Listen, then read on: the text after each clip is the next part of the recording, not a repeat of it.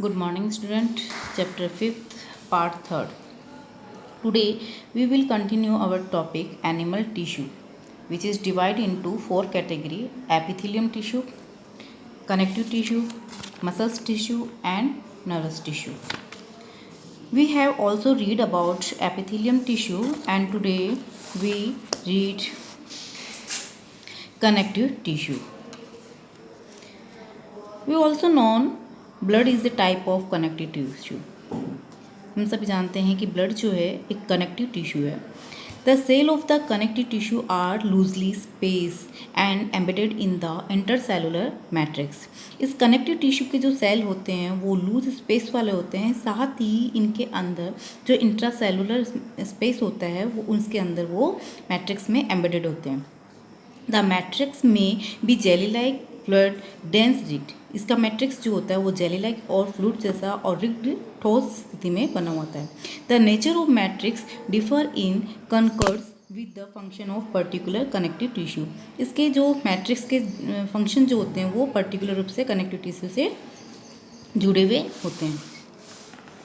Blood has a blood matrix called plasma. Blood जो है किससे मिलके बना होता है? प्लाज्मा. और साथ ही इसके अंदर काफ़ी सारी ब्लड कार्पसल्स प्रेजेंट होती है, like RBC, WBC and platelets जो होती है इसके अंदर सस्पेंडेड होती है.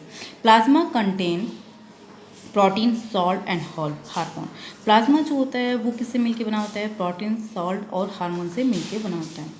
Blood flow and transport gas. Blood का फंक्शन पहले रीड कर चुके हैं.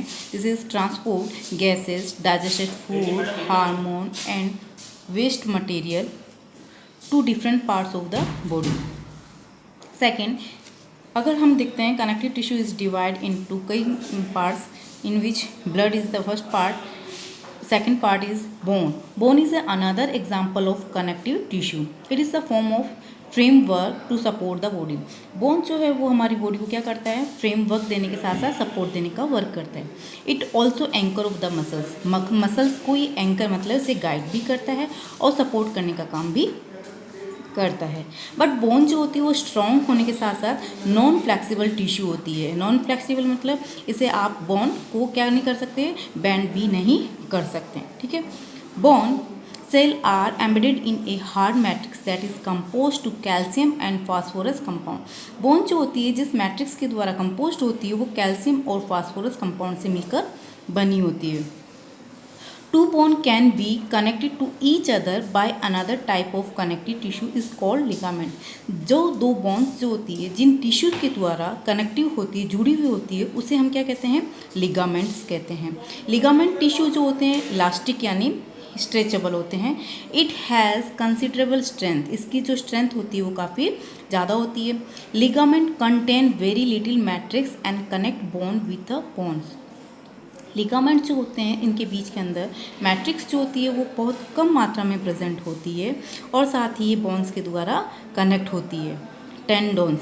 नेक्स्ट है इसकी tendon connect muscles to bone and another types of connective tissue. हमारे टेंडोन्स जो होते हैं वो मसल्स बोन्स के साथ जुड़े होते हैं, साथ ही दूसरे टाइप्स के जो कनेक्टिव टिश्यू और हैं उनसे भी जुड़े होते हैं. Tendon are fibre tissue which create strength but limited flexibility. Tendons की जो स्ट्रेंथ जो होती है वो काफ़ी अच्छी होती है, बट फ्लेक्सिबिलिटी जो होती है वो लिमिटेड होती है, कम होती है. Another type of connective tissue is cartilage. Fifth जो टाइप है वो है इसका कार्टिलेज.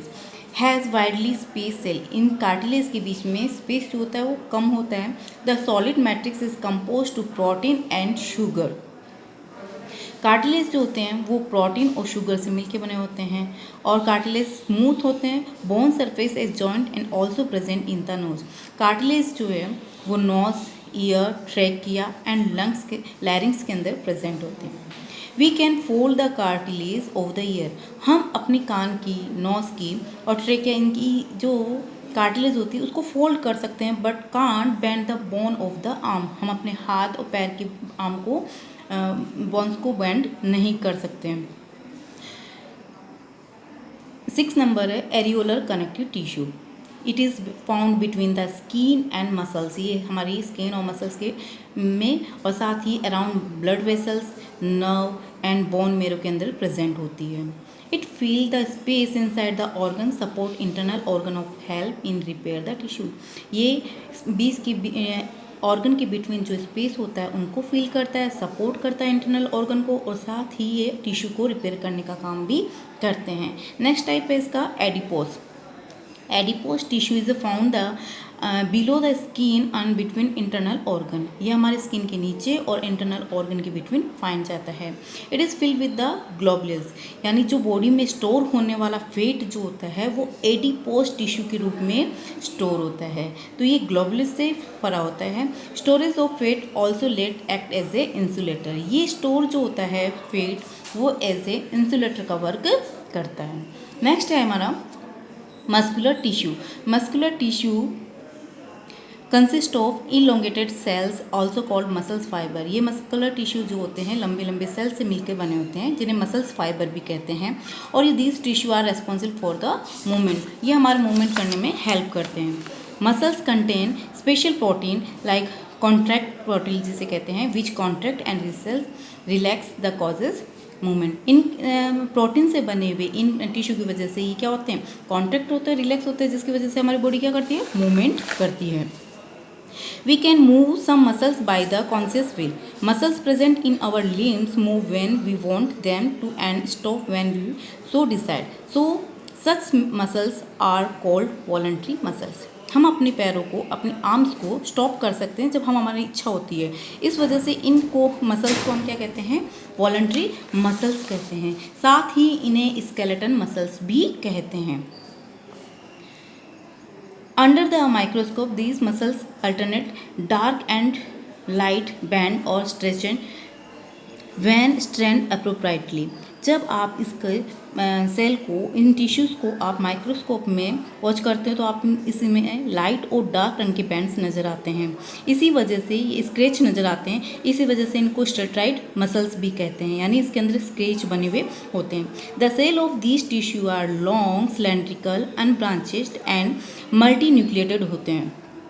इसके सेल जो होते हैं स्केलेटन मसल्स या वॉलंटरी सेल जो होते हैं वो लॉन्ग होते हैं, सिलेंड्रिकल होते हैं, अनब्रांच्ड होते हैं और मल्टी न्यूक्लिएटेड इसमें प्रेजेंट होता है. ठीक है. इसके अलावा the movement of food alimentary canal. जब फूड का मूवमेंट होता है हमारी एलिमेंट्री कैनाल में, तो इसके अंदर कॉन्ट्रैक्शन और relaxation of blood vessels are involuntary movement. तो इसके अंदर जो कॉन्ट्रैक्शन और रिलैक्शन होता है वो ब्लड का इनवॉलंटरी मूवमेंट, इनवॉलंटरी मसल्स के द्वारा होता है. सो स्मूथ, इनको हम स्मूथ मसल्स और इनवॉलंटरी मसल्स भी कहते हैं. Control such movement.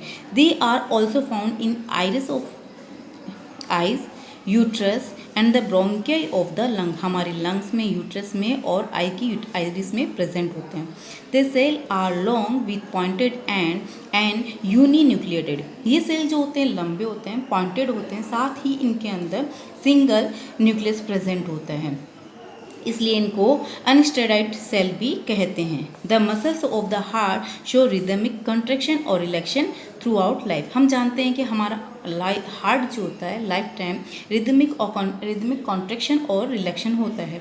These involuntary muscles are called cardiac muscle. इसी वजह से हार्ट की मसल को हम कार्डिक मसल्स कहते हैं और हार्ट मसल जो होती है वो सिलेंड्रिकल, ब्रांच्ड और यूनिन्यूक्लिएटेड होती है, यानी एक सेल, एक न्यूक्लियस इसमें प्रेजेंट होता है. नेक्स्ट टाइप्स जो है nervous tissue. All cell possess ability to respond to stimuli. हमारी जो सेल्स होती है वो सभी वो किसके प्रति रेस्पॉन्ड करती है, स्टिमुलस के प्रति रिस्पॉन्स करती है. They have highly specialised for being stimulated and transmitting the stimulus very rapidly from one place to another within the body. ये स्टिमुलस जो होते हैं ट्रांसमिट होते हैं one place to another part of the body. इस nervous tissue के अंदर brain, spinal cord and nerve are the compose of the nerve tissue. ये नर्व टिश्यू के थ्रू बने होते हैं तीनों पार्ट. कौन कौन से, brain, spinal cord and nerve, इसी से बने होते हैं. नर्व सेल्स को, टिश्यू को हम नर्व सेल और न्यूरॉन भी कहते हैं. And neuron consist of, neuron जो है वो कंसिस्ट होता है किससे, nucleus and cytoplasma from which long thin hair like parts जिसे हम arise. Usually each neuron have single long part called the axon. हर न्यूरॉन के अंदर एक लॉन्ग पार्ट प्रेजेंट होता है जिसे हम एक्सॉन कहते हैं. And many short branches part called dendroid. और छोटी छोटी जो धागेनुमा स्ट्रक्चर होते हैं जिन्हें हम क्या कहते हैं, डेंड्रॉइड्स कहते हैं। एन इंडिविजुअल नर्व सेल में भी अप टू मीटर, एक इंडिविजुअल सेल जो होती है वो 1 मीटर लंबी भी हो सकती है। और बहुत सारी फाइबर्स जो होते हैं, नर्व फाइबर मिलकर क्या बनाते हैं, एक नर्व भी बनाते हैं। A signal that passes along the nerve fibre is called nerve impulses. जो सिग्नल नर्व फाइबर के थ्रू पहुंचाए जाते हैं, पास किए जाते हैं, उन्हें हम नर्व इम्पल्सेस कहते हैं। Nerve impulses allow to us move our muscles when we want to do. ये नर्व इम्पल्सेस जो होते हैं वो मूव करते हैं मसल्स के द्वारा जहां हम चाहते हैं। The functional combination of nerve and muscles tissue is fundamental of the most animal. अगर देखा जाए तो कॉम्बिनेशन ऑफ नर्व का और मसल्स, ये दोनों टिश्यू जो होते हैं, इन दोनों के कॉम्बिनेशन की वजह से ही हम सभी जो एनिमल होते हैं उनके फंडामेंटल कंप्लीट होते हैं। This combination enable animal to move rapidly to response to stimulus. इसी कॉम्बिनेशन की वजह से जो एनिमल होते हैं इसके अंदर जो भी रेस्पॉन्स टू स्टिमुलस होती है वो रैपिडली कंप्लीट होती है। Thank you.